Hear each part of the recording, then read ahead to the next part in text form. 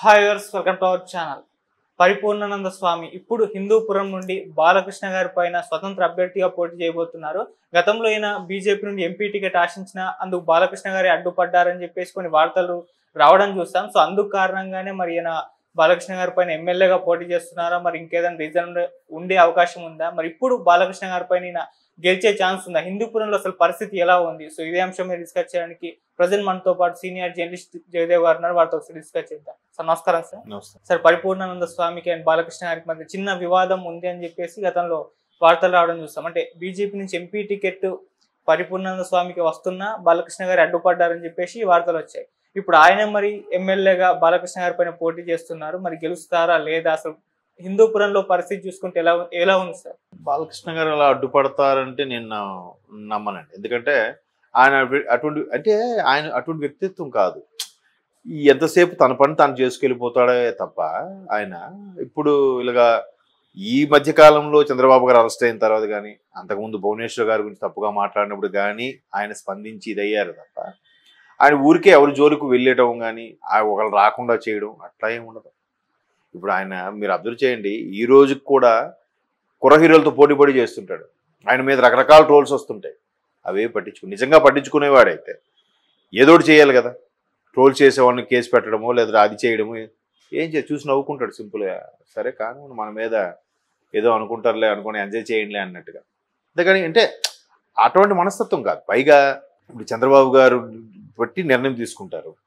బాబు గారు అధ్యక్షుడు కాబట్టి ఆ పరంగా బీజేపీ ఆయనతో సంప్రదింపులు జరిపి ఎవరికి ఇవ్వాలి ఎవరికి ఇవ్వకూడదు. బీజేపీకి అసలు అందరూ బీజేపీకి ఇచ్చామని అంటున్నారు కానీ బీజేపీతో పొత్తు కోసం, బీజేపీతో పొత్తుంటే సెంట్రల్లో కొంత గ్రిప్పు కోసం, లేదా రేపు రాజకీయ యుద్ధాన్ని తలపించే నేపథ్యంలో 2024 సార్వత్రిక ఎన్నికలు అక్కడ ప్రభుత్వం ఎటువంటి అవకతవకలకి ఎటువంటి దీనికైనా పాల్పడుతుంది కాబట్టి దాన్ని చెక్ పెట్టాలంటే కేంద్రం సపోర్ట్ అవసరం కాబట్టి నయానో భయానో ఒప్పించో నొప్పించో మొత్తానికి కూటమిగా ఏర్పడింది అనేది చాలా మంది విశ్లేషకుల అభిప్రాయం. సో దాంట్లో భాగంగా అసలు టీడీపీ తర్వాత ఆ స్థాయి ఓటింగ్ పర్సంటేజ్ కాకపోయినా టీడీపీకి ఒక 44% ఉన్నప్పుడు దీనికి ఒక 12-15% ఓటింగ్ పర్సంటేజ్ ఉందని సర్వేలు చెప్తున్నాయి. అది జనసేనకి. మరి బీజేపీకి ఎంత ఉంది ఓటింగ్ పర్సంటేజ్ చెప్పండి? ఒక 3 నుంచి 5 మధ్యలో ఉంటుంది. మరి దానికి జనసేన కన్నా ఎక్కువ టికెట్లు ఎందుకు ఇచ్చారు? సెంట్రల్లో బలంగా ఉంటే బాగుంటుంది. కేంద్రం అంటే ఏంటి? అన్ని రాష్ట్రాల కలయిక కాబట్టి ఒక గ్రిప్ కోసం వీళ్ళు తప్పిస్తున్నారు. రేపు పొద్దున మనం సపోర్ట్ చేసే వాళ్ళు అక్కడ నెగ్గితే ఇప్పుడు ఎమ్మెల్యేగా ఒక అభ్యర్థిని బలపరిచాం అనుకోండి, ఆడ ఎమ్మెల్యేకి రైట్ హ్యాండ్గా ఉన్నారు మీరు. మీ వాడు ఎమ్మెల్యే అయితే మీరు రైట్ హ్యాండ్ ఉంటే మీకు బెనిఫిటే కదా. కాంట్రాక్ట్లు అన్నీ వస్తాయి, మీకు అన్నీ లబ్ధి చేకూరుతుంది, మీ కుటుంబం సెటిల్ అవుతుంది, మనకు ఊరికి కావాల్సిన నిధులు వస్తాయి, రోడ్లు వస్తాయి, కరెంటు వస్తాయి, అన్నీ వస్తాయని ఒక తాపత్రయం ఉంటుంది కదా. సో అట్లాగే ఇక్కడ కూడా ఒక రకమైన ఆతృత తాపత్రయం ఉంటుంది, అంతేనా? అందుకు దానికోసమే పవన్ కళ్యాణ్ కూడా చెప్పారు, ఎంతమంది నీ చీవాట్లు తిన్నా రాష్ట్ర భవిష్యత్తు, రాష్ట్రానికి నిధులు వస్తాయి, రాష్ట్రానికి స్పెషల్ ప్యాకేజ్ వస్తుంది, రాష్ట్రానికి స్పెషల్ స్టేటస్ వస్తుంది ఆయన తాపత్రయంతోనే ఆయన తగ్గించుకుని బీజేపీకి కేటాయించాడు. ఆయన 24, 28 అన్నారు, 24 అన్నారు, 21 దిగిపోయాడు. బీజేపీకి 9 అసెంబ్లీ స్థానాలు ఇచ్చారు. మరి ఈయన 3 లోక్సభ అంటే 3 కూడా 2 ఇచ్చారు, బీజేపీకి 5, 6 ఇచ్చారుగా. మరి అదే ఎందుకు ఇచ్చారట్టు? కాబట్టి అక్కడ బాలకృష్ణ గారి ప్రమేయం ఉండదని నా అభిప్రాయం. ఎట్టి పరిస్థితుల్లో ఆయన కల్పించుకోడు కూడా. అలా కల్పించుకునేవాడైతే ప్రధానికి నేనే ఆయన ముందుకెళ్ళి అధ్యక్షుడు గౌరవం ఉంటుంది. బట్ ఆయనకి ఇచ్చిన పని సక్రమంగా చేస్తారు. ఇప్పుడు ఆయన ఎప్పుడైతే ఇండో అమెరికన్ హాస్పిటల్కి చైర్మన్ అయ్యాడో అప్పటి నుంచి దాని రూపురేఖలు మారిపోయాయి. చాలా ఫండ్స్ మొబిలైజ్ చేశారు, స్పెషల్ బ్లాకులు కట్టించారు, ట్రీట్మెంట్ అంటే ఎక్స్ట్రా ఏసీ స్టార్ హోటల్లో ఉన్నట్టుగా ఉంటుందంట ట్రీట్మెంట్. ఒక సామాన్యుడు వెళ్ళినా కూడా అట్లా ఎవరు చూడగలుగుతారు? యథారాజా తథా ప్రజ. చైర్మన్ అంత కరెక్ట్గా ఉన్నాడు కాబట్టి అందరూ పర్ఫెక్ట్గా పనిచేస్తున్నారు. అట్లాంటి ఇమేజ్ ఉన్న వ్యక్తి అట్లా సిల్లిగా చేయడు. కాకపోతే అక్కడ అధిష్టానము లేదంటే పొత్తుళ్ళు భాగంలో ఎవరికి దక్కాలి, ఎవరికి ఎంత ఇమేజ్ ఉంది, సరే మొదటి నుంచి జెండా పట్టుకుని పాటు పడుతున్నారు కాబట్టి వాళ్ళకి ఇద్దామని ఉద్దేశం ఇవ్వచ్చాడు. ఈయన కూడా ఏంటంటే ఒకసారి పోటీ చేసి ప్రయత్నిస్తే ఎలా ఉంటుంది, సరే అసెంబ్లీ కానీ చేద్దాం, లోక్సభ అంటే మనకు ఖర్చు, ఎందుకంటే ఎక్కువ నియోజకవర్గాలు తిరగాలి, 7 నియోజకవర్గాలు తిరగాలి, ఇదైతే ఒక నియోజకవర్గం, సరే ఇక్కడేం ట్రై చేద్దాం అని చేస్తుండొచ్చు. వ్యక్తి వేరు, స్నేహం వేరు, రాజకీయం వేరు. అండ్ మోరోవర్ మొన్న అంతకుముందు ఎన్నికల్లో కూడా 2018 ముందుగా తెలంగాణ ఎన్నికలు ముందు అయ్యేవి. అంతవరకు ఆంధ్రప్రదేశ్ తెలంగాణ కలిసి అయ్యేవి కదా. ముందుగా వెళ్ళారు ఎలక్షన్స్కి కేసీఆర్ గారు. 18లో అయ్యాయి. అప్పుడు ఇక్కడ తెలంగాణలో పోటీ చేశారు. అఫ్ కోర్స్ గెలవలేదు అనుకోండి. తర్వాత ఈ రాజకీయ స్టేట్మెంట్కి అన్నిటికీ దూరంగానే ఉన్నారు. మళ్ళీ ఇప్పుడు ఇక్కడ పోటీ చేయడానికి సిద్ధపడ్డారు. బీజేపీ టికెట్ గెస్ చేశారు వస్తుందని, రాలేదు. అక్కడే నిర్ణయం తీసుకుంది అధిష్టానం తెలియదు కదా.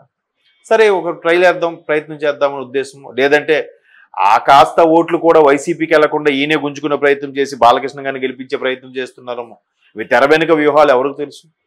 బీజేపీ వ్యూహాలు ఎవరికి అర్థం కావు. అందుకే రాజకీయం అంటేనే ఎవరికి అర్థం కాదు ఇప్పుడున్న పరిస్థితుల్లో. అంతేగాని నేనైతే దాన్ని బిలీవ్ చేయట్లేదు.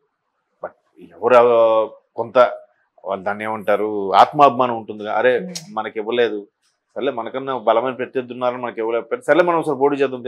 కొన్నిసార్లు వీళ్ళు ఇచ్చేదేంటి మనమే పోటీ చేద్దాం అనుకునే తత్వం కూడా అయ్యిండొచ్చు. కాబట్టి అలా నేను అనుకుంటున్నాను తప్ప బాలకృష్ణ గారే టికెట్ ఇవ్వకుండా చేశారు అనే దాని వార్తలు మాత్రం నేను నిజం లేదనుకుంటున్నా, ఖండిద్దాం అనుకుంటున్నాను. ఓకే సార్, ఇప్పుడు హిందూపురంలో మరి పరిస్థితి ఏ విధంగా ఉంది? ఎవరి వైపు గెలిచే ఛాన్సెస్? బాలకృష్ణ గారికి ఎప్పుడు వార్ వన్ సైడే అని విన్నాను నేను. ఎందుకంటే చాలా సందర్భాల్లో సర్వేల్లో కూడా బాలయ్య బాబు అని అంటేనే హిందూపురం అంటేనే బాలయ్య బాబు. ఎందుకంటే ఆయన చింత సినిమాల్లో బిజీగా ఉన్నా కూడా గ్యాప్ దొరికితే అయితే ఇండో అమెరికన్ హాస్పిటల్కి వెళ్ళిపోతారంట, లేదంటే హిందూపురం వెళ్ళిపోతారంట. అక్కడ ఇల్లు తీసుకొని అక్కడ కార్యకర్తలు ముచ్చటించడం, మాట్లాడడం, ఏంటి పరిస్థితులు చూడడం. ఈవెన్ వైసీపీ ప్రభుత్వం ఉన్నప్పుడు కూడా హిందూపురానికి ఏవి రావాల్సిన నిధులు ఏవి ఎక్కడ ఆపలేదంట.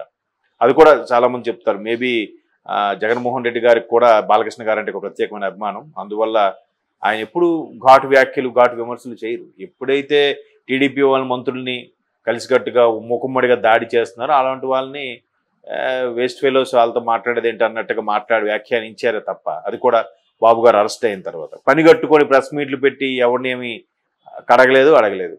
అంతే కదా. కాబట్టి కొంతమంది మరీ మంత్రులు నోటుకొచ్చినట్టు మాట్లాడితే ఇప్పుడు వాళ్ళ కళ్ళెదుట పెరిగినోడికి ఎలా ఉంటుంది? ఎవరే బచ్చగాడరా నువ్వు, మా అన్న లైఫ్ ఇస్తే నువ్వు వచ్చావురా, లేదా మా నాన్న లైఫ్ ఇస్తే నువ్వు వచ్చావు, ఇప్పుడు నువ్వు నా ఎదురుగా నువ్వు ఇట్లా బిల్డప్ ఇస్తే ఎలా నీ బతుకు నాకు తెలియదా అన్నట్టుగా వాళ్ళ మైండ్లో ఉంటుంది. సర్లే ఎవడు పాపం ఆడిపోతాడు అనుకునే వాళ్ళ రకాలు అలా ఉంటుంది. ఇంకో దైవభక్తి ఎక్కువ ఆయన, బాలయ్య గారికి దైవ చింతన ఎక్కువ కాబట్టి అంత ఇదిగా అలాంటివి చెయ్యరు అని నేను అనుకుంటున్నాను. మేబీ ఎన్నికల తర్వాత ఎలా ఉంటుందో తెలియదు. బట్ ఆయన గెలుపు అయితే ఖాయమని చాలా సందర్భాల్లో చాలా మంది చెప్పారు. ఎందుకంటే ప్రజల నుంచి ఎటువంటి వ్యతిరేకత లేదు ఆయన పరంగా. ఆయన ఎక్కడున్నా కూడా, ఎందుకంటే ఆ మధ్యకాలంలో ఒక సినిమా షూటింగ్ కూడా ఇట్లాగా జనసందోహం కావాలంటే ఆయన నియోజకవర్గంలో షూట్ చేశారట. అక్కడ కూడా అక్కడ నియోజకవర్గం సంబంధించి అక్కడ ఒక సీన్ కూడా, మనిషి చనిపోయిన వ్యక్తిని తీసుకెళ్లే సీన్ కూడా ఈ అందరూ గోల నవ్వుతూ కనబడ్డారట జనాలందరూ కూడా. అంటే అంత ఇమేజ్ ఉంది ఆయనకి అక్కడ సినిమా హీరో పరంగా. తర్వాత ఈ విధంగా అరే లేదు మన కోసం ఇక్కడ వచ్చి ఉంటున్నాడు, మన కోసం చేస్తున్నాడు, పరితపిస్తున్నాడు అని కూడా ఒక ఇది ఉంది. కాబట్టి ఆ మోసలో, ఆ లెగసీలో, ఆ వంశపారంపర్యంగా కొట్టుకెళ్ళిపోతుందని నా అభిప్రాయం. Okay sir, thank you so much. Thank you.